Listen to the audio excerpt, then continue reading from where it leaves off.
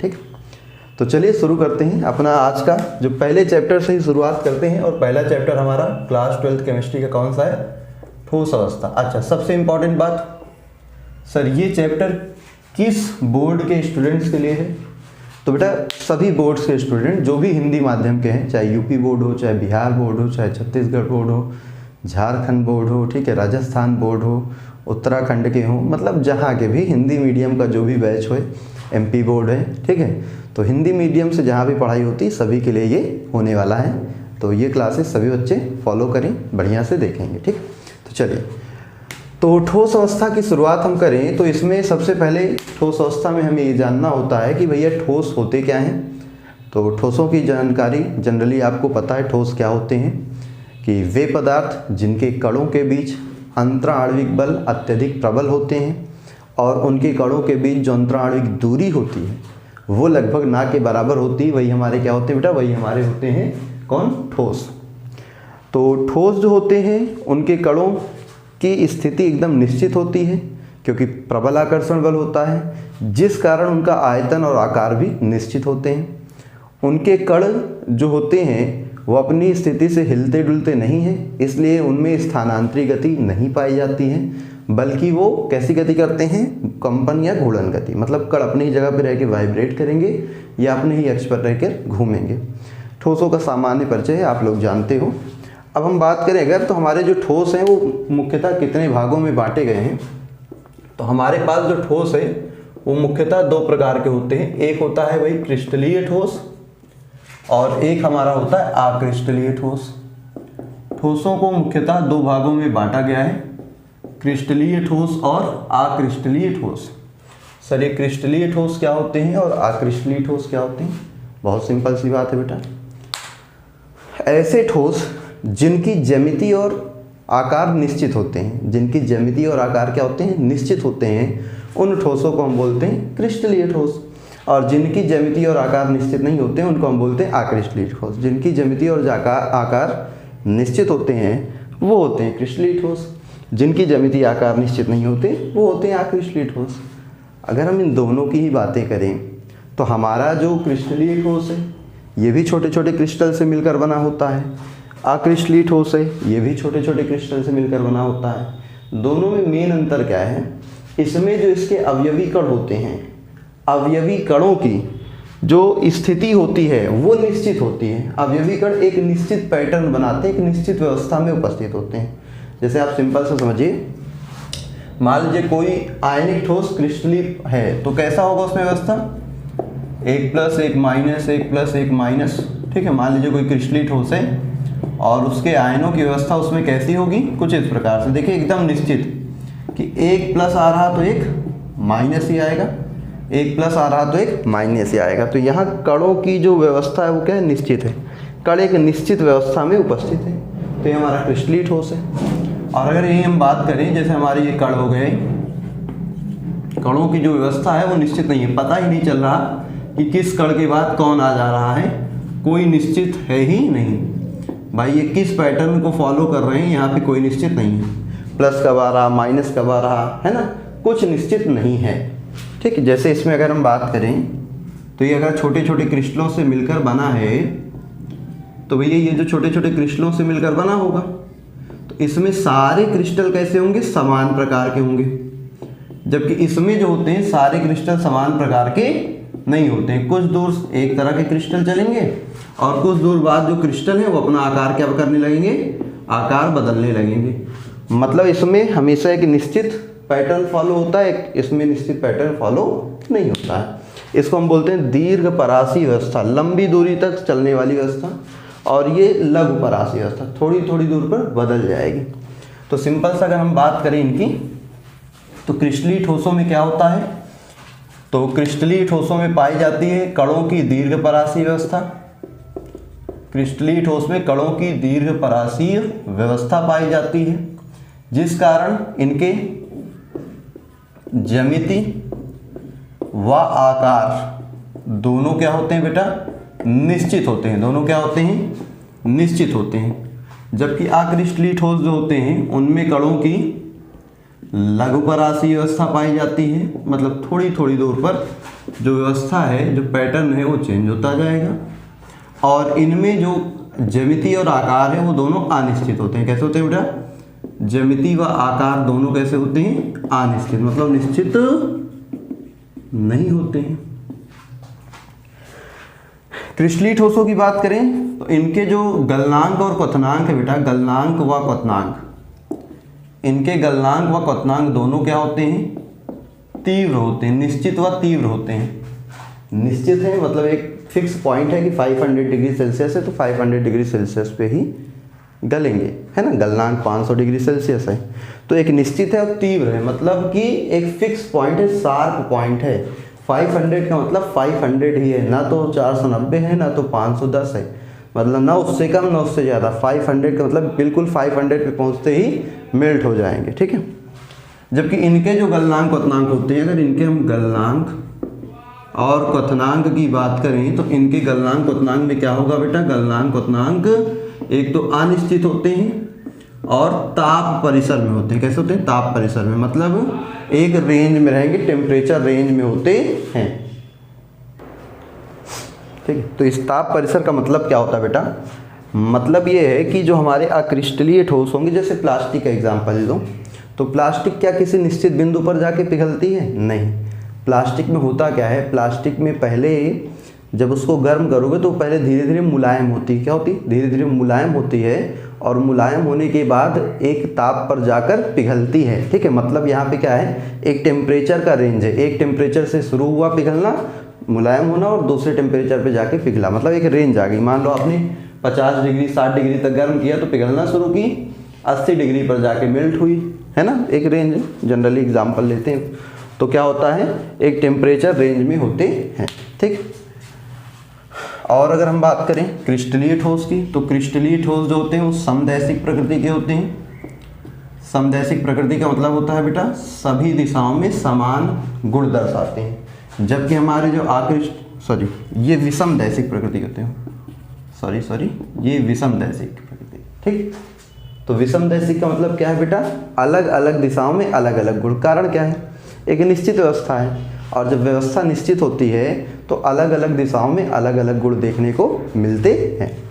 इनमें क्या होता है? समदैशिक प्रकृति, कोई निश्चित व्यवस्था नहीं है, इस वजह से इनमें सभी दिशाओं में समान गुण देखने को मिलते हैं और एक कैसी प्रकृति दर्शाते हैं बेटा? समदैशिक प्रकृति दर्शाते हैं। फिर अगर हम बात करें तो ये जो हमारे क्रिस्टलीय ठोस हैं इनमें समविदलन होता है। क्या होता है बेटा? समविदलन। समविदलन मतलब क्या होता है कि जब, जैसे हमने आपको क्या बताया कि भाई क्रिस्टलीय ठोस कैसे हैं? क्रिस्टलीय ठोस एक निश्चित पैटर्न को फॉलो कर रहे हैं, उसमें एक क्रिस्टल जैसा है, सारे क्रिस्टल वैसे ही हैं। तो जब आप इसको किसी भी पॉइंट से कट करोगे तो ये जो कट होगा तो बिल्कुल समान, एक समान रूप से कट होगा, एक समान रूप से कटेगा ना पूरा। यहाँ से जैसे 20 से काट दिया तो दोनों के दोनों सतह क्या एक बराबर कटेंगी समान रूप से, तो इसे हम क्या बोलेंगे? समविदलन। क्या बोलेंगे? समविदलन। इनमें क्या हो रहा है? इनमें थोड़ी थोड़ी दूर पे पैटर्न चेंज हो रहा, थोड़ी थोड़ी दूर पे पैटर्न चेंज हो रहा, थोड़ी दूर ऐसा चला फिर पैटर्न चेंज, है ना, फिर थोड़ी दूर चलेगा फिर पैटर्न चेंज। तो यहाँ पे क्या होगा? जब इसको कट करोगे तो देखो जो कटी हुई सतह है वो एक समान नहीं होगी, कटी हुई सतह एक समान नहीं होगी, असमान हो जाएगी। तो इसे हम क्या बोलेंगे बेटा? ये होता है विषम विदलन। तो इनमें जो होता है विषम विदलन होता है, मतलब जो कटी हुई सतह होती है वो एक समान नहीं होती है। तो क्रिस्टलीय ठोस जिनमें कणों की दीर्घपरासी व्यवस्था या निश्चित व्यवस्था पाई जाती है, जिस कारण इनके ज्यामितीय आकार निश्चित होते हैं, गलनांक और क्वथनांक तीव्र बिंदु होते हैं, विषमदैशिक प्रकृति के होते हैं, समविदलन का गुण पाया जाता है। लघुपरासी व्यवस्था कणों की कोई निश्चित व्यवस्था नहीं होती है, ज्यामितीय आकार अनिश्चित होते हैं, गलनांक क्वथनांक निश्चित न होकर एक ताप परिसर में रहते हैं और निम्न होते हैं, समदैशिक प्रकृति के होते हैं, सभी दिशाओं में समान गुण दर्शाते हैं और विषमविदलन दर्शाते हैं। ठीक, चलिए, तो ये तो इनकी बात हो गई। इनके एग्जाम्पल में देखेंगे तो जैसे इसका एग्जाम्पल होता है हीरा हो गया, ग्रेफाइट हो गया, आपका NaCl हो गया, आपका KCl हो गया, जितने आयनिक पदार्थ हैं वो सारे। इसमें जैसे आपका प्लास्टिक हो गया, रबर हो गया, है ना, आपका पॉलीथीन हो गई, ये सारे क्या हो जाते हैं, ये सारे होते हैं आपके अक्रिस्टलीय ठोस। ठीक, तो इनको आप नोट कर लीजिएगा या स्क्रीनशॉट ले लीजिएगा, जो आपको अच्छा लगे। चलिए आगे बढ़ते हैं। अब हमारे जो क्रिस्टलीय ठोस होते हैं ना बेटा, एक इनकी और कहानी जानो, क्रिस्टलीय ठोस ही वास्तविक ठोस हैं। क्रिस्टलीय ठोस क्या होते हैं, वास्तविक ठोस होते हैं, जबकि जो हमारे अक्रिस्टलीय ठोस होते हैं ये छद्म ठोस होते हैं, मतलब देखने में ठोस जैसे लगते हैं लेकिन होते नहीं हैं।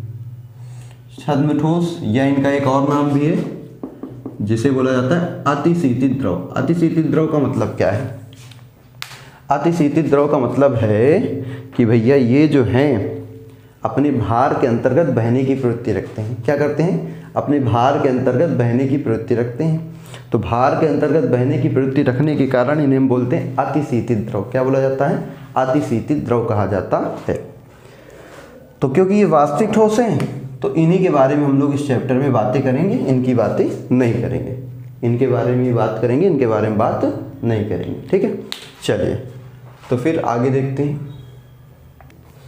अब जो क्रिस्टलीय ठोस होता है उनको हम 4 भागों में वर्गीकृत करेंगे। जो हमारे कुल ठोस होंगे उनको 4 भागों में वर्गीकृत करते हैं। पहला हमारा धात्विक ठोस, दूसरा आयनिक ठोस, तीसरा सहसंयोजक ठोस,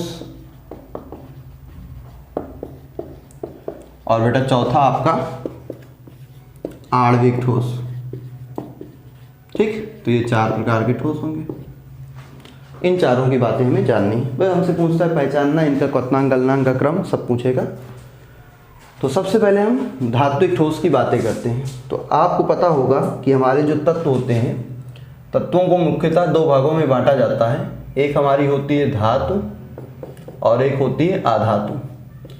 एक ऐसा ठोस जिसमें सारे के सारे कण धातु परमाणु हो, सारे के सारे कण कैसे हो बेटा, धातु परमाणु हो, वो हमारा होगा धात्विक ठोस। वो क्या होगा, धात्विक ठोस। पहली चीज, जिस ठोस में धातु और अधातु दोनों होंगे, मतलब बंध जो बना हो, भाई ठोस है तो प्रबल बंध होंगे। प्रबल बंध किसके बीच बने हो, धातु और अधातु के बीच। तो वो क्या होगा बेटा, वो होता है आयनिक ठोस। ठीक है, और फिर आपका अगर किसी ठोस में सभी अधातु परमाणु हैं, कैसे बेटा, अधातु परमाणु है, तो वो हमारा होता है सहसंयोजक ठोस। क्या होता है, सहसंयोजक ठोस। तो हमारा बनता है सहसंयोजक ठोस। और अगर ये सब तो परमाणुओं के बीच बन रहा है ना, धातु परमाणु, धातु परमाणु, अधातु परमाणु, धातु अधातु परमाणु, परमाणुओं के बीच है। आणविक ठोस में अणु होंगे। तो जो ठोस अणुओं से मिलकर बना होता है, जिसके अवयवी कण अणु होते हैं, वो हमारा होता है आणविक ठोस। चलो पहले पहचानना सीख लेते हैं और उसके बाद फिर आगे बढ़ेंगे। जैसे मान लीजिए iron, copper, silver, gold, molybdenum, aluminium, tungsten, nickel, zinc. अगर ये सब पूछ ले कि ये सब कौन से ठोस की कैटेगरी में आएंगे, है ना, ये सब कौन सी ठोस की कैटेगरी में आएंगे, तो आप क्या देखोगे कि भैया ये सारे के सारे जो हैं धातुएं हैं। अगर आप लोहा लोगे तो लोहे में सारे के सारे कण किसके होंगे, लोहे के, आयरन के ही होंगे। सिल्वर लोगे तो सिल्वर में सारे के सारे कण किसके होंगे, आयरन के ही होंगे। मॉलिब्डेनम लोगे तो मॉलिब्डेनम में सारे के सारे कण किसके होंगे, आयरन मॉलिब्डेनम के ही होंगे। मतलब ये शुद्ध धातुएं हैं, और जो शुद्ध धातुएं होंगी उनमें सारे कण धातु के होंगे। सारे के सारे कण धातु के हुए तो कौन सा ठोस, धात्विक ठोस। तो ये हमारे धात्विक ठोस होते हैं। अब इनके गुणों की हम बातें करेंगे। एक धातु एक अधातु, जैसे देखो NaCl हो गया, धातु है अधातु है। KCl हो गया, धातु है अधातु है। CF2 हो गया, धातु है अधातु है। MgCl2 हो गया, धातु है अधातु है। जिंक सल्फाइड हो गया, जिंक धातु है, सल्फर अधातु है। तो ये कैसे हैं, आयनिक ठोस। क्यों, क्योंकि इसमें एक धातु है और एक अधातु है। अगर दोनों के दोनों अधातु हो जाएं, जैसे हीरा, हीरा किससे मिलकर बना है? कार्बन से। तो भैया उसके अंदर सारे के सारे कण किसके हैं? कार्बन के। हीरे में कार्बन के अलावा कुछ और होता ही नहीं है। ग्रेफाइट की बात करें तो ग्रेफाइट में भी सारे के सारे कण किसके हैं? कार्बन के। ग्रेफाइट में कार्बन के अलावा कुछ होता ही नहीं, तो ये भी सहसंयोजक है ना। जैसे हमारा सिलिकॉन ऑक्साइड, सिलिकॉन अधातु, ऑक्साइड अधातु, सिलिकॉन कार्बाइड, सिलिकॉन अधातु, कार्बन अधातु। तो ये सारे के सारे कण कैसे हैं? सारे के सारे अणु जो है या ठोस जो है ये कैसे हैं बेटा? ये अधातुओं से मिलकर बने हैं, इसलिए ये कैसे हो जाएंगे? सहसंयोजक ठोस। सहसंयोजक ठोस का एक और नाम भी है जिसको हम बोलते हैं नेटवर्क ठोस, क्योंकि इसके जो कण होते हैं वो आपस में जुड़ते जुड़ते, नेटवर्क बोल दो या जालक बोल दो, आपस में जुड़कर एक बहुत बड़ी संरचना, जालक संरचना का निर्माण कर लेते हैं, जिस कारण इनको हम क्या बोलते हैं? नेटवर्क ठोस या जालक ठोस भी कहते हैं।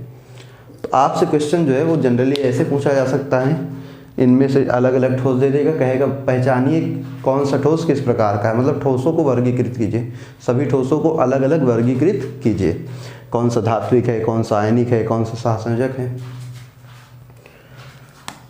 और आणविक ठोस जो अणुओं से मिलकर बना हो, जैसे अगर हमसे कहते हैं अमोनिया, अमोनिया सामान्यतः गैस होती है, और जब अमोनिया के ढेर सारे अणु आपस में जुड़ जाएंगे तो ये ठोस अवस्था में बनेगी, तो क्या हो जाएगी? आणविक ठोस। जैसे H2O जल है, जल के जब ढेर सारे अणु आपस में जुड़ते हैं, जब हम फ्रीजर में पानी को रखते हैं तो जल के ढेर सारे अणु आपस में जुड़ते हैं, तभी तो बर्फ बनता है। तो जो बर्फ होता है वो क्या होता है? आणविक ठोस होता है।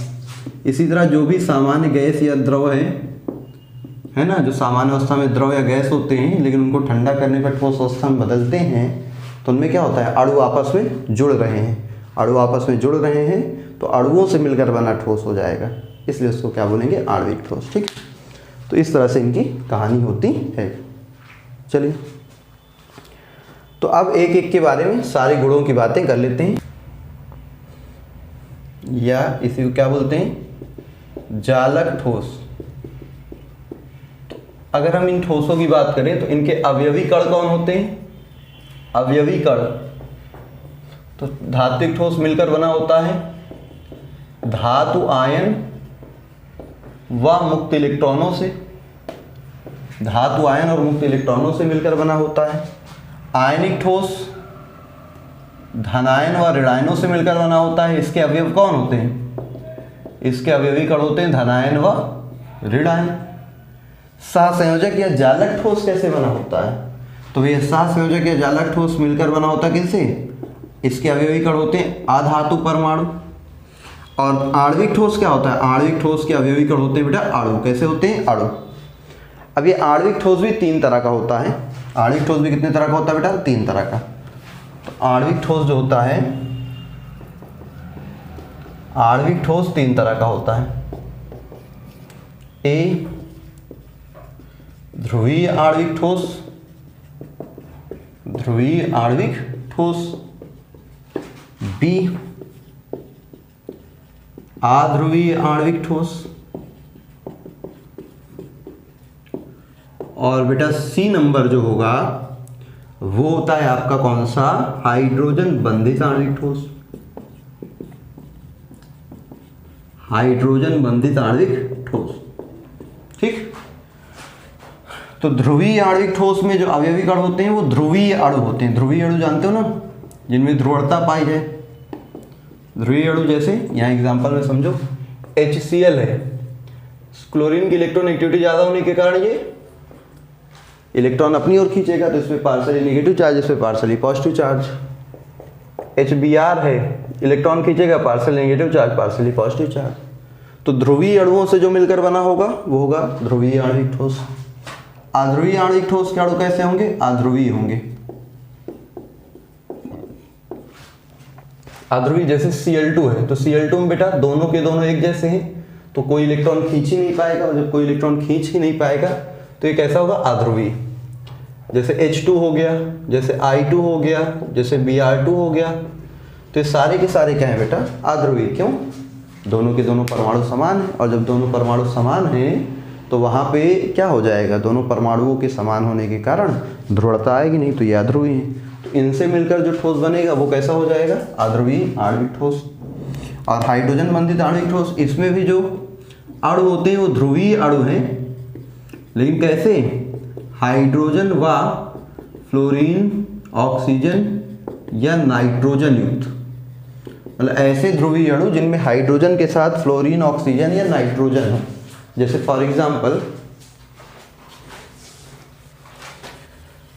जैसे आपका जल है, तो जल में ऑक्सीजन के साथ हाइड्रोजन है, पार्शली पॉजिटिव नेगेटिव, तो ये ध्रुवीय है, तो ये हाइड्रोजन बंधित बनाएगा। NH3 अमोनिया है, अमोनिया में नाइट्रोजन के साथ हाइड्रोजन है, ये भी ध्रुवीय है, तो ये भी हाइड्रोजन बंधित बनाएगा। फ्लोरीन, फ्लोरीन मतलब HF, हाइड्रोजन फ्लोराइड, तो ये भी ध्रुवीय है, तो ये भी हाइड्रोजन बंधित बनाएगा। मतलब वे अणु जिनमें हाइड्रोजन के साथ फ्लोरीन, ऑक्सीजन या नाइट्रोजन हो। सर ऐसा क्यों? ऐसा इसलिए क्योंकि इन तीनों की विद्युत ऋणात्मकता अधिक होती है और हाइड्रोजन बंध यही तीनों परमाणु बनाते हैं।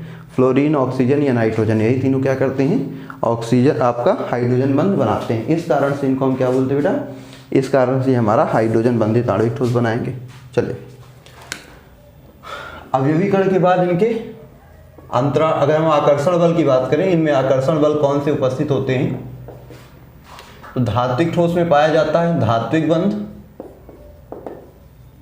आयनिक ठोस में पाया जाता है आयनिक बंध, या जिसको हम वैद्युत संयोजी बंध भी कहते हैं, स्थिर वैद्युत संयोजी बंध, और सहसंयोजक ठोस में पाया जाता है सहसंयोजक बंध, सहसंयोजक बंध। ध्रुवीय अणु में पाया जाता है बेटा, आपको याद होगा तो आपको हमने बताया था कि जो दुर्बल वॉन डेर वाल्स बल होते हैं, है ना, आपको याद होगा, तो अणुओं के बीच कार्य करने वाले बलों को हम बोलते हैं दुर्बल वॉन डेर वाल्स बल। और दुर्बल वॉन डेर वाल्स बल तीन तरह के होते हैं, एक द्विध्रुव, द्विध्रुव भाई जब देखो द्विध्रुव का मतलब क्या होता है समझ लो, HCl है, नेगेटिव पॉजिटिव, नेगेटिव पॉजिटिव। जो अणु ध्रुवीय हैं उनमें द्विध्रुव पाया जाता है। कैसे? एक ऋण ध्रुव, एक धन ध्रुव, इसको द्विध्रुव बोलते हैं, ये भी द्विध्रुव है। तो जब दो ध्रुवीय अणु आपस में बंध बनाएंगे तो ये कैसा होगा बेटा? ये होगा द्विध्रुव, द्विध्रुव आकर्षण बल। तो इसलिए इसको बोलते हैं द्विध्रुव, द्विध्रुव आकर्षण बल इसमें पाया जाता है। अध्रुवीय अणु, अध्रुवीय अणुओं में कोई द्विध्रुव होता नहीं है, तो इनका जो द्विध्रुव होता है वो किसी की उपस्थिति में उत्पन्न होता है, जिसको हम बोलते हैं प्रेरित द्विध्रुव। तो ये भी कैसा होगा? प्रेरित द्विध्रुव। और दूसरा अध्रुवीय अणु भी कैसा होगा? प्रेरित द्विध्रुव। भाई इनका खुद का तो कोई द्विध्रुव है नहीं, ये किसी की उपस्थिति में उत्पन्न करेंगे, तो इसलिए इनके बीच जो आकर्षण होता है उसको बोलते हैं प्रेरित द्विध्रुव, प्रेरित द्विध्रुव आकर्षण। क्या बोलते हैं बेटा? प्रेरित द्विध्रुव, प्रेरित द्विध्रुव आकर्षण कहते हैं। ठीक, चलो फिर ध्रुवीय अणुओं में जो होता है, मतलब ये हाइड्रोजन बंधित में, तो हाइड्रोजन बंध ही पाया जाएगा। हाइड्रोजन बंधित आणविक ठोस में क्या पाया जाएगा बेटा? हाइड्रोजन बंध ही पाया जाता है। ठीक, चलो फिर अगर हम बात करें इनके गलनांक और क्वथनांक की, गलनांक क्वथनांक की, तो बेटा आपके जो धात्विक ठोस होते हैं इनका गलनांक क्वथनांक उच्च होता है क्योंकि ये प्रबल आकर्षण बल होते हैं। आयनिक ठोस का भी गलनांक क्वथनांक क्या होता है बेटा? उच्च होता है। सहसंयोजक ठोस जो होता है इनका गलनांक क्वथनांक अति उच्च होता है, मतलब इन सभी में सबसे ज्यादा। जैसे हीरा जो है, हीरे का गलनांक बहुत अधिक होता है। हीरा प्राकृतिक रूप से पाया जाने वाला सबसे कठोरतम पदार्थ होता है, तो हीरे का जो गलनांक होता है वो सर्वाधिक होता है। हीरे का गलनांक क्या होता है बेटा? सर्वाधिक होता है प्राकृतिक रूप से पाए जाने वाले पदार्थों में। जो पदार्थ प्राकृतिक रूप से पाए जाते हैं उनमें सबसे ज़्यादा किसका होता है बेटा? हीरे का। उनमें सबसे ज़्यादा हीरे का ही होता है। फिर इन सभी का निम्न होता है क्योंकि ये दुर्बल वॉन डेर वाल्स बल होते हैं बेटा, दुर्बल बल हैं, ये सारे दुर्बल बल हैं, इसलिए इनमें सभी का निम्न होता है। फिर उदाहरण की बात कर लो। अच्छा, चालकता की बात कर लेते हैं कि चालकता किसमें पाई जाती है। तो बेटा धात्विक ठोस अति उच्च चालक होते हैं, मतलब बहुत अच्छे चालक होते हैं। आयनिक ठोसों में ये सामान्य अवस्था में, कैसे बेटा? सामान्य अवस्था में कुचालक होते हैं। सामान्य अवस्था में चालन नहीं होता है, लेकिन गलित या विलयन अवस्था में सुचालक होते हैं, गलित या विलयन अवस्था में चालक होते हैं और अच्छे चालक होते हैं, में सुचालक। ठीक, फिर अब अगर हम इसकी बात करें सहसंयोजक की, तो ये क्या होते हैं बेटा, कुचालक होते हैं। सहसंयोजक बंध में चालकता नहीं होती, लेकिन एक को छोड़कर ग्रेफाइट में मुक्त संयोजकता के कारण चालकता पाई जाती है। ग्रेफाइट को छोड़कर ग्रेफाइट में पाई जाती, बाकी अन्य किसी में नहीं। ये सभी के सभी कुचालक होते हैं। आणविक ठोसों में सारे क्या होते हैं, कुचालक। इनमें किसी में भी चालकता नहीं पाई जाती है। ठीक, उदाहरण की बात कीजिएगा तो आपके जो धात्विक ठोस हैं उनमें जो धातुएं जैसे iron, aluminium, silver, gold, zinc, है ना, मॉलिब्डेनम, निकिल, कॉपर आदि, ये सारे क्या है बेटा, धात्विक ठोस। जितनी भी धातुएं होंगी, उधर ज़्यादा दिखाई नहीं दे रहा, चलो कोई नीचे लिख देंगे। आयनिक ठोसों में जो आयनों से मिलकर बने NaCl, KCl, ZnS, CaF2, MgCl2, मतलब जो भी आयनों से मिलकर बने वो सारे इसमें आ जाएंगे। जो भी आयनों से मिलकर बने वो सारे क्या हो जाएंगे बेटा, इसमें आ जाएंगे, है ना। चलिए, फिर कुचालक में सहसंयोजक ठोस में जैसे हीरा हो गया, सिलिकॉन कार्बाइड हो गया, ग्रेफाइट हो गया, सिलिकॉन ऑक्साइड हो गया, सिलिकॉन हो गया, सारे क्या होते हैं, ये सारे के सारे आपके सहसंयोजक होते हैं। ध्रुवीय आणविक ठोस में बेटा जी, ध्रुवीय आणविक ठोस मतलब जिनमें ध्रुवता हो। जब HCl ठोस होगा, HBr ठोस होगा, SO2 ठोस अवस्था में हो, तो ये सारे क्या होते हैं, ये सारे ध्रुवीय होते हैं। क्लोरीन ठोस अवस्था में आ जाए, H2 ठोस अवस्था में आ जाए, Br2 ठोस अवस्था में आ जाए, I2 ठोस अवस्था में आ जाए, N2 ठोस अवस्था में आ जाए, तो ये सारे क्या बनाएंगे, ये सारे बनाएंगे अध्रुवीय। और इनमें 3 याद रख लेना, अमोनिया ठोस बर्फ आपका, और आपका जो एक होगा वो होगा HF। और इसमें याद रखना अध्रुवीय में एक और आएगा CO2, ठोस CO2। तो ठोस CO2 को बोलते हैं सूखी बर्फ, ये भी याद रखना, ठीक है। ठोस CO2 जो होता है, ठोस CO2 को बोला जाता है सूखी बर्फ, तो ये भी आप याद रखेंगे। तो चलिए अब शुरू करते हैं हम लोग जो है एकक सेल के बारे में, ठीक है। अब हम लोग किसके बारे में पढ़ेंगे बेटा, एकक सेल के बारे में शुरू करते हैं। मेन चैप्टर की शुरुआत करते हैं। तो एकक सेल क्या होते हैं, ध्यान दीजिएगा। यूनिट सेल क्या होते हैं, इसी को आप एकक कोशिका भी बोलते हो, इकाई कोशिका भी बोलते हो, या इकाई सेल भी कहते हो, ठीक है। तो सिंपल सा क्या होता है, जैसे आप कोई भी ठोस देखो, तो कोई भी ठोस छोटे छोटे अवयवी कणों से बना होता है। तो किसी भी ठोस का जो सबसे छोटा अवयवी कण होता है उसी को हम बोलते हैं उसके लिए इकाई सेल। जैसे आप अपने आसपास ही देख लो, आपका ये कमरा बना हुआ है, आपकी बिल्डिंग घर बना होगा, तो कमरे में क्या है, जब आपने ईंटों को सभी दिशाओं में रखा है ना, छोटी छोटी ईंटों को हर दिशा में व्यवस्थित करते गए हैं, तो आपका क्या बन गया, पूरा का पूरा कमरा तैयार हुआ है। छोटी छोटी ईंटों को सभी दिशाओं में व्यवस्थित करते गए तो पूरा का पूरा क्या बना है, कमरा बना हुआ है। पूरी की पूरी बिल्डिंग वैसे ही तैयार हो गई। तो अगर हम बिल्डिंग के लिए इकाई सेल की बात करें तो बिल्डिंग के लिए इकाई सेल कौन हो जाएगा बेटा, बिल्डिंग के लिए इकाई सेल हमारा हो जाएगा कौन सा, ईंट। तो जब हमने ईंटों को हर दिशा में व्यवस्थित किया तो पूरी की पूरी एक जालक संरचना, एक बड़ी सी बिल्डिंग बन गई। तो उस बिल्डिंग के लिए एकक सेल हो गया ईंट। इसी तरह से किसी ठोस का जो सबसे छोटा भाग होता है वो उसका एकक सेल है। तो अगर हम बात करें तो वह छोटी से छोटी संरचना जो बार बार दोहराकर पूरे जालक का निर्माण करती है या पूरे क्रिस्टल का निर्माण करती है उसे ही एकक सेल बोलते हैं। क्या होता है बेटा, वह छोटी से छोटी संरचना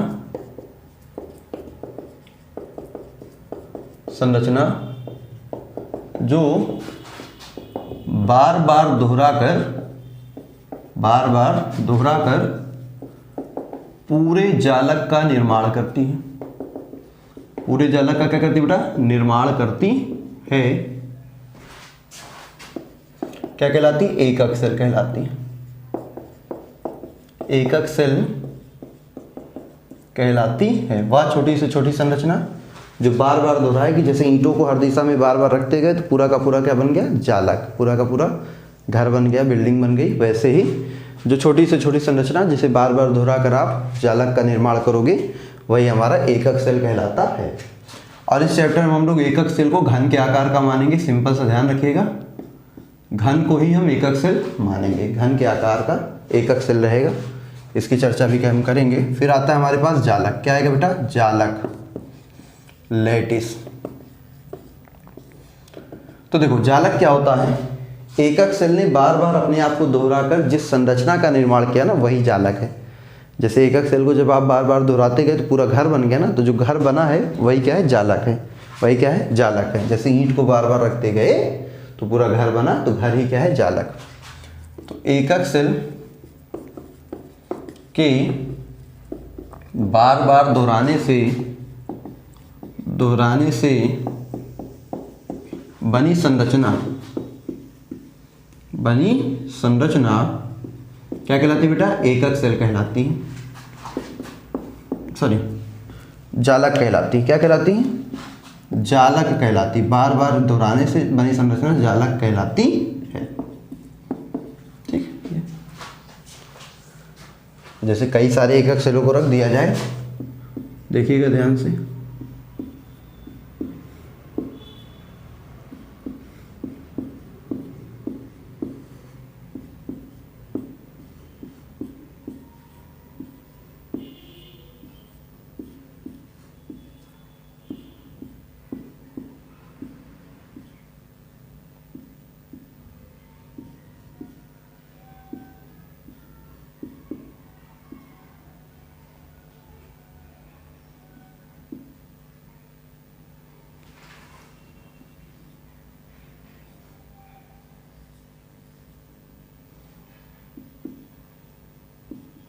ठीक, इस तरह देखिएगा आप। तो यहाँ पे क्या हुआ, हमने छोटे छोटे एकक सेल को, घन के आकार के एकक सेलों को बार बार दोहराते गए तो एक बड़ी सी जाल के समान संरचना टाइप दिखाई दे रही। इसी को हम क्या बोलेंगे, एकक सेल। क्या बोलेंगे बेटा, एकक, सॉरी जालक। क्या बोलेंगे, जालक। ये एक एकक सेल, जब इस तरह के एकक सेलों को आगे पीछे ऊपर नीचे रखते गए तो जो बना वही क्या है, जालक। ठीक, फिर इसके बाद अगला टर्म जो हम सीखेंगे वो सीखेंगे उपसहसंयोजन संख्या। क्या सीखेंगे, उपसहसंयोजन संख्या, या इसी को और किस नाम से जानते हैं, समन्वय संख्या। समन्वय संख्या, बात करें कोऑर्डिनेशन नंबर, कोऑर्डिनेशन नंबर। तो बेटा देखिए क्या होता है, किसी भी संरचना में या किसी भी क्रिस्टल में कोई एक अणु अपने नज़दीकी कितने अणुओं से घिरा हुआ है, कोई एक अणु कितने नज़दीकी अणुओं से घिरा हुआ है, वही उसकी क्या होती है, उपसहसंयोजन संख्या। जैसे इसमें देखो तो ये जो एक अणु है ये निकटतम कितने अणुओं से घिरा है, तो निकटतम 1 और 2 अणुओं से। तो इसकी उपसहसंयोजन संख्या, कोऑर्डिनेशन नंबर कितनी हो गई, 2। जैसे अगर हम कोई और संरचना बनाए, इस संरचना में देखो एक ये है, ये अणु कितने नज़दीकी अणुओं से घिरा हुआ है, ये अणु कितने नज़दीकी अणुओं से घिरा हुआ है, 4 से। तो इसकी उपसहसंयोजन संख्या कितनी हो गई, 4। तो किसी भी संरचना में कोई अवयवी कण जितने नज़दीकी कणों से घिरा होता है वही उसकी क्या होती है बेटा, वही उसकी होती है उपसहसंयोजन संख्या। किसी भी संरचना में कोई अवयवी कण जितने नज़दीकी कणों से घिरा होता है वही उसकी कहलाती है उपसहसंयोजन संख्या। ठीक है, इतनी बात क्लियर है सभी को। चलिए, तो और होता है जालक बिंदु। एक टर्म और है जो आपको ध्यान रखना है, जालक बिंदु। तो जालक बिंदु क्या होते हैं भाई, किसी भी क्रिस्टल संरचना में अवयवी कणों को दिखाने वाले बिंदु, जिन कणों पर अवयवी, जिन स्थानों पर अवयवी कण उपस्थित होते हैं उसी को जालक बिंदु कहते हैं। तो सिंपल सा आप क्या कहेंगे, किसी क्रिस्टल में या किसी जालक में जिन स्थानों पर अवयवी कण उपस्थित होते हैं, अवयवी कण उपस्थित होते हैं उसे क्या बोलते हैं भाई, जालक बिंदु कहते हैं, कहलाते हैं। जैसे ध्यान दीजिएगा, हम एक संरचना ले रहे हैं,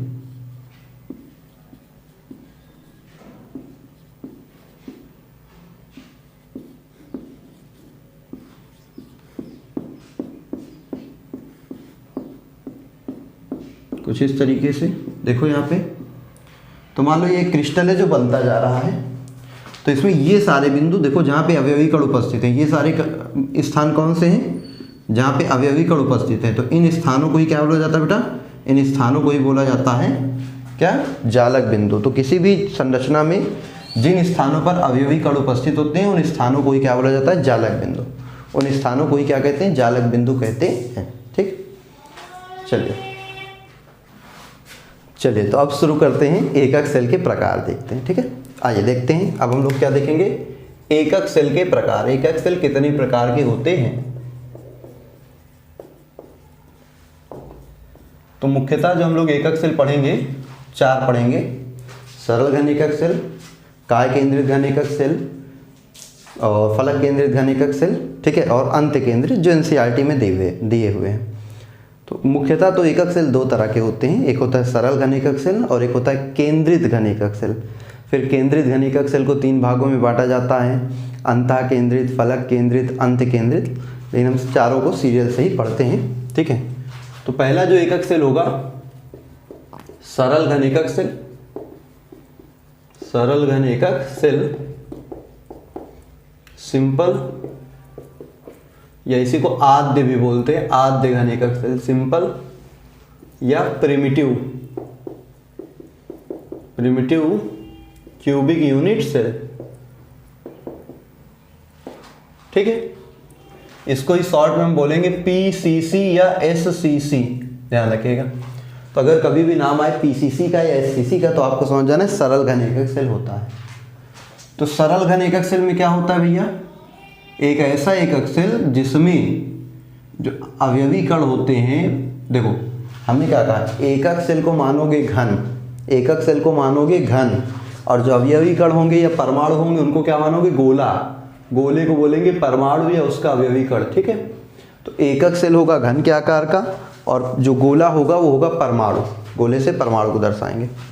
तो एक ऐसा एकक सेल जिसमें सभी कोने पर, जिसमें घन के सभी कोने पर क्या उपस्थित होते हैं, परमाणु उपस्थित होते हैं, उसी को बोलते हैं सरल घन एकक सेल।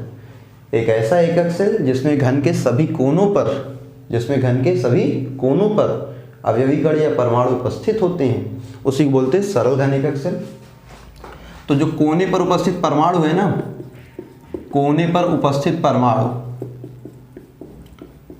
का एकक सेल में योगदान कितना होता है, का एकक सेल में योगदान मतलब कोने में जो परमाणु रखा है उसका कितना भाग एकक सेल के अंदर होता है, तो होता है 1/8। जैसे देखो भाई, कोई भी एकक सेल जो है, कोई भी जालक जो है वो एक एकक सेल से मिलकर तो बना नहीं होगा भैया। उस जालक में कई सारे एकक सेल होंगे, उस जालक में क्या होंगे, कई सारे एकक सेल होंगे। जैसे देखो, तो इस तरह से करके अगर हम बनाएं इनको जालकों को,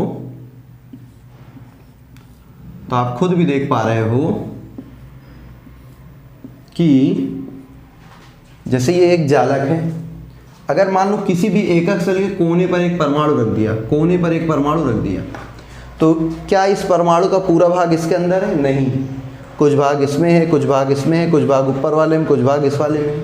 तो इसी तरह से ये जो कोने पर उपस्थित परमाणु है, इसका एक एकक सेल में कितना योगदान होता है, तो एक एकक सेल के अंदर होता है इसका 1/8। ठीक है, तो अब हम निकालेंगे प्रभावी परमाणु संख्या, मतलब एक सरल घन एकक सेल के अंदर कितने परमाणु उपस्थित होते हैं। तो प्रभावी परमाणु संख्या, जिसको हम Z से लिखते हैं, कुल परमाणु है 8 और एक परमाणु का योगदान है 1/8। कुल कितना हो गया बेटा, 1। प्रभावी परमाणु कितने हो गए, 1। तो ये आपको याद रखना है, सरल घन एकक सेल में कुल परमाणु की संख्या कितनी होती है, 1 होती है। सरल घन एकक सेल में कुल परमाणु की संख्या कितनी होती है, 1। और जालक बिंदु कितने होते हैं, तो जालक बिंदु होते हैं 8 जगह पर परमाणु उपस्थित है ना, तो जालक बिंदु हो गए 8। नोट करिए इसको, फिर आगे बढ़ते हैं। तो चलिए सरल घन एकक सेल के बाद अब हम लोग बात करेंगे अंतः केंद्रित घन एकक सेल की। ठीक, चलिए तो दूसरा हमारा कौन सा होगा? दूसरा हमारा होगा अंतः केंद्रित घन एकक सेल। अंतः केंद्रित घन एकक cell body centred cubic unit cell. अंतः केंद्रित घन एकक cell body centred cubic unit cell की हम लोग बातें करें। ठीक, चलिए तो अंतः केंद्रित घन एकक सेल की अगर हम बात करें तो यहाँ पे सिंपल सा ध्यान दीजिएगा क्या होती है कहानी कि भाई आप समझिएगा एक ऐसा एकक सेल, ये एक ऐसा एकक सेल है जिसमें अगर आप देखेंगे तो घन के सभी कोने पर भी एक एक परमाणु उपस्थित होते हैं और सभी कोनों के साथ साथ अंतः केंद्रित मतलब बिल्कुल इसके केंद्र में, एकदम केंद्र में भी एक परमाणु उपस्थित होता है। सभी कोने पर एक एक परमाणु उपस्थित होंगे, साथ ही साथ केंद्र पर भी एक परमाणु उपस्थित होता है। तो अगर हम बात करें इसमें जालक बिंदु कितने हैं तो बेटा 8 कोने पर हैं और एक केंद्र पर है, कुल जालक बिंदु तो इसमें 9 हैं। कोने पर उपस्थित परमाणु का योगदान तो आपको पता ही है, कोने पर उपस्थित परमाणु का योगदान तो आपको पता ही है कितना, 1/8। और अगर हम बात करें केंद्र पर उपस्थित परमाणु के योगदान की तो बेटा पूरा का पूरा 1। क्यों? अगर हमारा पूरा का पूरा भाग कमरे के बीचों बीच है, मतलब हम कमरे के बीचों बीच खड़े हुए हैं तो हमारा पूरा का पूरा भाग इसी कमरे में है ना, तो वैसे इस कमरे के बीचों बीच एक गोला रखा गया है और बीचों बीच रखा है मतलब उसका पूरा का पूरा भाग कहाँ है? केंद्र में ही है, मतलब अंदर की ओर है, तो पूरा का पूरा 1 भाग लेंगे। तो केंद्र पर जो परमाणु होगा उसका पूरा भाग का योगदान रहेगा। तो अगर हम बात करेंगे प्रभावी परमाणु संख्या कितनी होगी इसमें, तो प्रभावी परमाणु संख्या जो होगी जेड भैया कोने वाले 8 × 1/8 प्लस केंद्र वाला पूरा का पूरा 1, तो इसमें प्रभावी परमाणु संख्या आएगी 2। कितनी आएगी बेटा? 2 आ जाएगी। ठीक है, तो ये तो होता है अंतः केंद्रित घन एकक सेल, सभी कोने पर एक एक परमाणु और केंद्र पर एक परमाणु उपस्थित होगा। ठीक, चलिए तीसरा बात करेंगे तो आएगा फलक केंद्रित घन एकक सेल। क्या आएगा? फलक केंद्रित घन एकक cell, face centred cubic unit cell. इसको हम शॉर्ट में बीसीसी बोलेंगे बॉडी सेंटर्ड वाले को, और इसको शॉर्ट में एफसीसी कहेंगे। ठीक है, ये ध्यान रखिएगा।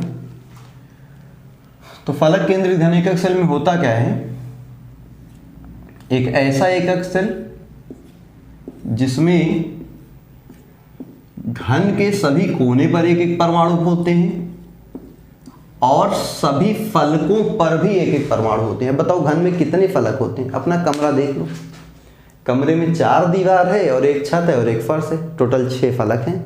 तो 6 फलक होते हैं घन में, 1 2 3 4 5 और 6, यही हो जाएगा। एक पीछे वाली दीवार का, एक सामने वाली दीवार का, एक राइट वाले का, एक लेफ्ट वाले का, एक ऊपर वाले का, एक नीचे वाले का। तो हर फलक की केंद्र पर भी एक एक परमाणु उपस्थित होता है। आपको ये पता ही है कोने का योगदान, कोने वाले परमाणु का योगदान लिखा ही है। फलक वाले परमाणु का योगदान कितना होता है? फलक वाले परमाणु का योगदान कितना होता है बताइए बेटा। तो बेटा जैसे आप देख लो, एक दीवार कितने कमरों के साझे में है? एक दीवार 2 कमरों के साझे में। तो अगर दीवार के बीचों बीच कोई चीज़ है तो आधी इस कमरे की आधी उस कमरे की, तो वैसे ही आधा इधर का आधा इधर का, तो योगदान हो जाएगा 1/2। तो प्रभावी परमाणु संख्या कितनी आएगी? प्रभावी परमाणु संख्या आ जाएगी 8 × 1/8। फलक कितने? फलक हैं 6, तो 6 का 1/2 का योगदान है ना, 8 का 1/8 का है, और ये जो 6 फलक वाले इनका आधा है। तो 1 2 3 6, टोटल कितना आ गया? 4। तो एफसीसी में प्रभावी परमाणु संख्या कितनी होती है? एफसीसी में प्रभावी परमाणु संख्या होती है 4। BCC में होती है 2, PCC में होती है 1। ठीक, नोट करिए इसको जल्दी से। तो चलिए अब हम जो है पढ़ते हैं अगला एकक सेल, जो कि हमारा होगा अंत केंद्रित घन एकक सेल। तो चौथा हमारा होता है अंत केंद्रित घन एकक सेल।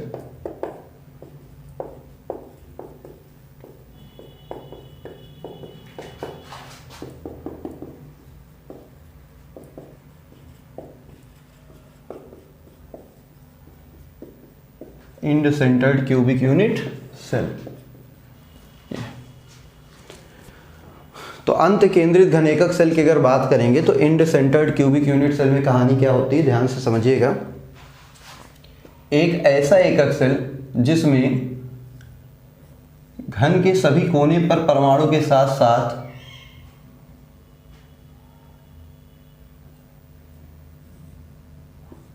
घन के सभी कोने पर एक एक परमाणु होते ही हैं, और साथ ही साथ किन्हीं दो विपरीत फलकों पर भी एक एक परमाणु होगा। मतलब अगर एक परमाणु ऊपर वाली फलक पे है तो दूसरा जस्ट उसके सामने नीचे की ओर, अगर लेफ्ट में होता तो दूसरा उसके राइट में होता, पीछे होता तो दूसरे उसके जस्ट सामने होता। मतलब दो परमाणु ऐसे होंगे जो एक दूसरे के विपरीत फलकों पर उपस्थित होंगे, एक ऊपर फलक पे तो एक नीचे फलक पे, बस।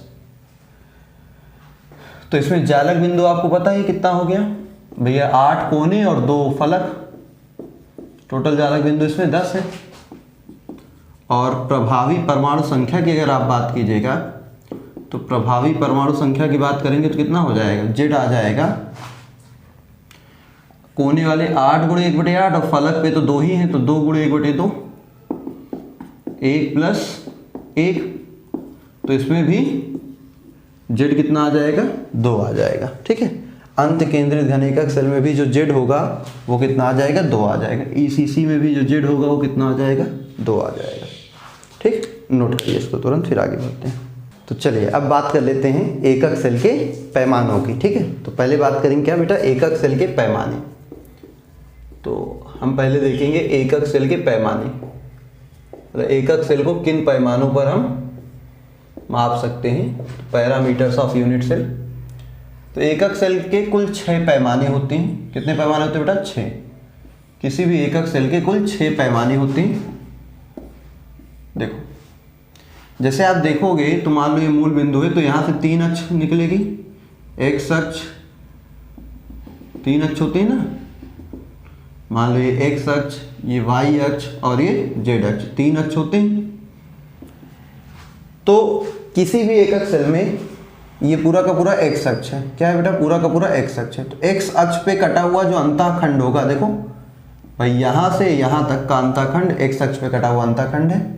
तो एक्स अक्ष पे कटा हुआ अंतःखंड हो जाएगा ए, क्या हो जाएगा, ए।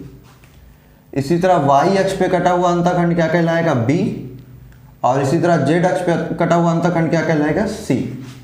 तो बेटा किसी भी एकक सेल में 3 अंतःखंड होते हैं। क्या होते हैं, 3 अंतःखंड। 3 अक्षों के अंदर 3 अंतःखंड होते हैं, ए, बी और सी।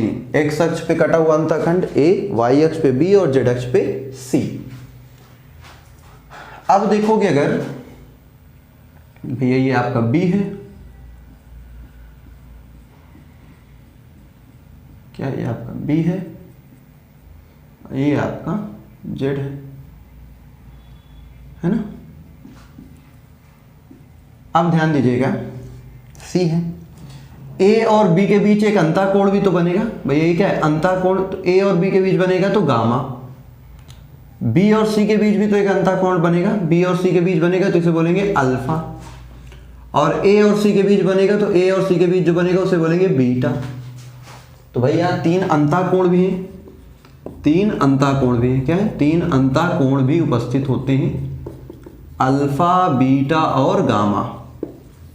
तो किसी भी एकक सेल के 6 पैमाने होते हैं, 3 अंतःकोण और 3 अंतःखंड। ठीक है, जब हम इन्हीं पैमानों में परिवर्तन करेंगे, ए का मान, बी का मान, सी का मान बदलेंगे, अल्फा, बीटा, गामा बदलेंगे, तो कुल हमें 7 प्रकार के क्रिस्टल मिलेंगे।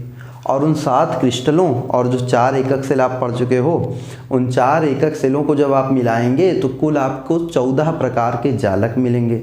जिन जालकों को ब्रेविस जालक बोलते हैं। क्या बोलते हैं? ब्रेविस जालक। तो एग्जाम में पूछता है कि ब्रेविस जालक कितने होते हैं, तो ब्रेविस जालक होते हैं 14। क्रिस्टल तंत्र कितने होते हैं? क्रिस्टल तंत्र होते हैं 7। क्रिस्टल तंत्र से और कैसे क्वेश्चन बनेंगे उसके लिए आप इसको नोट करिए, फिर हम लोग क्रिस्टल तंत्र की बातें करते हैं।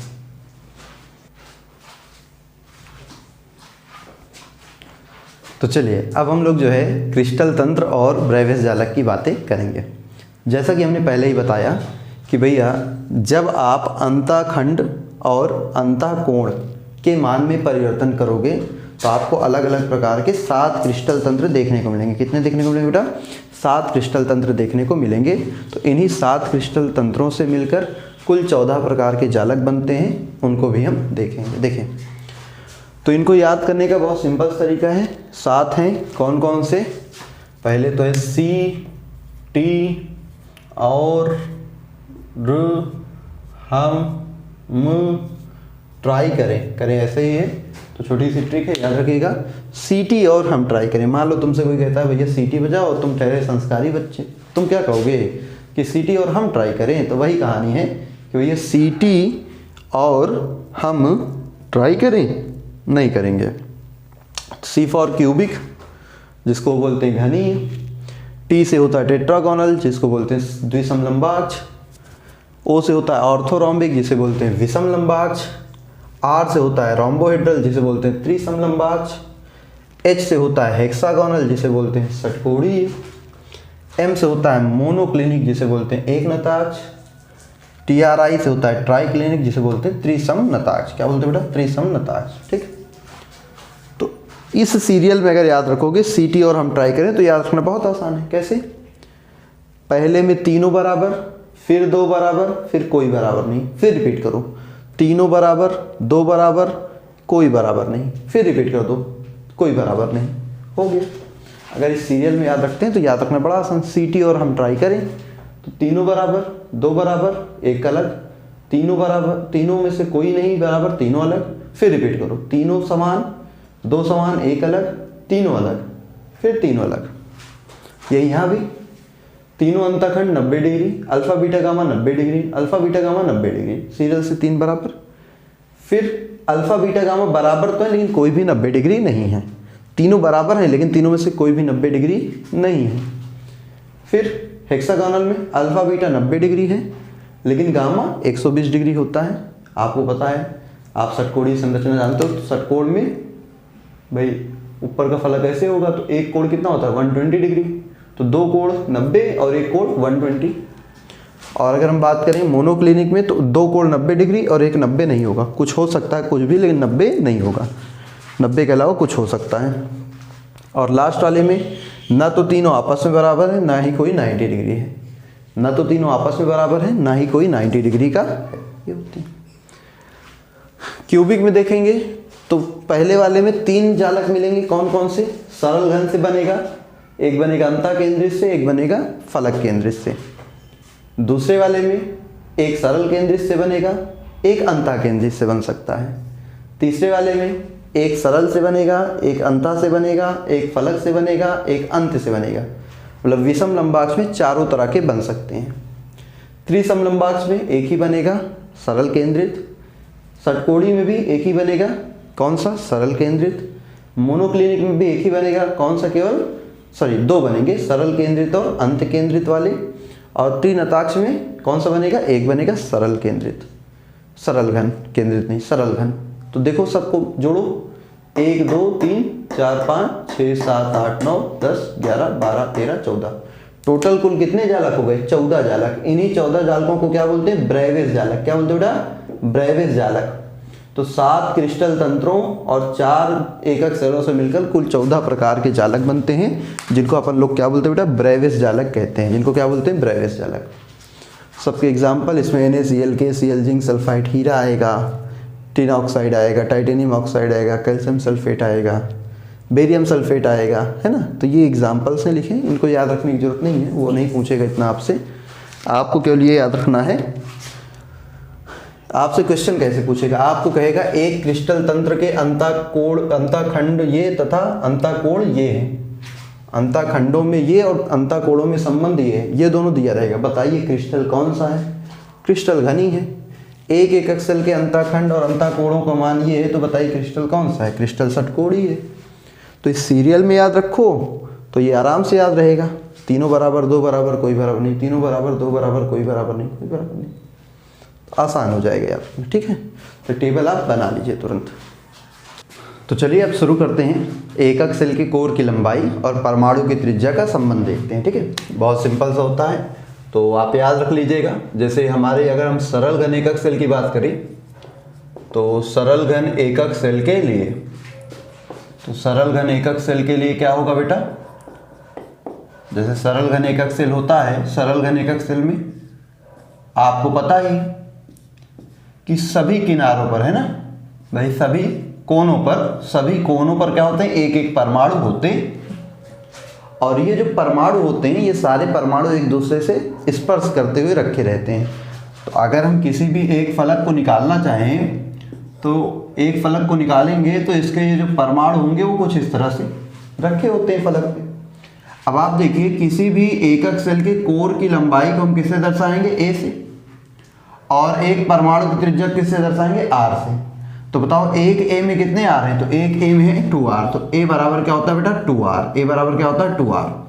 तो सरल घन एकक सेल पीसीसी के लिए परमाणु की त्रिज्या और घन की कोर की लंबाई में क्या संबंध है? ए बराबर 2r, या हम कह सकते हैं त्रिज्या बराबर a/2। ठीक, चलिए इसी तरह से अगर हम बात करें अंतः केंद्रित के लिए क्या संबंध होता है, तो अंतः केंद्रित घन एकक सेल के लिए, बीसीसी के लिए भी आप समझ लीजिए, सेल के लिए, तो अंतः केंद्रित घन एकक सेल बीसीसी के लिए जो होता है वो होता है a = 4/√3r।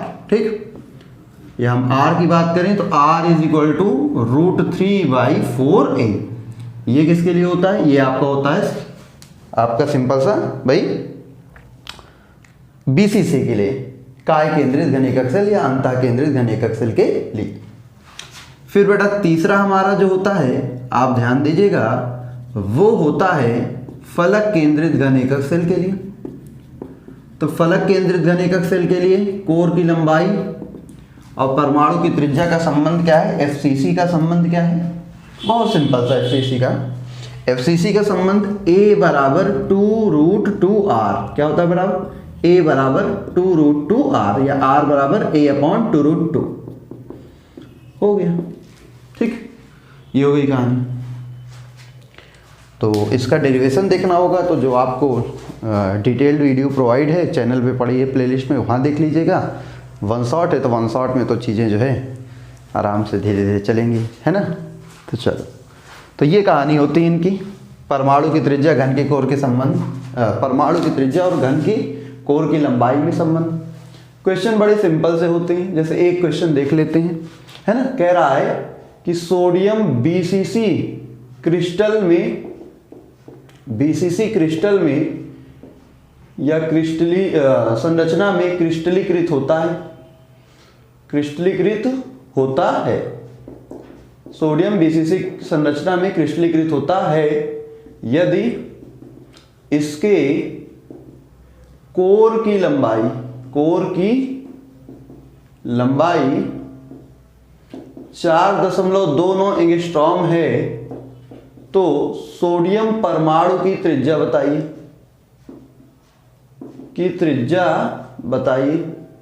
इसके एकक सेल के कोर की लंबाई। ठीक है, इसके एकक सेल के कोर की लंबाई 4.29 एंगस्ट्रॉम है, तो इसकी त्रिज्या क्या करनी बेटा? बतानी है। चलिए, तो बहुत ही सिंपल सा क्वेश्चन है। क्या कह रहा है कि भैया सोडियम बीसीसी संरचना में क्रिस्टलीकृत है और इसके कोर की लंबाई a का मान दिया है 4.29 एंगस्ट्रॉम।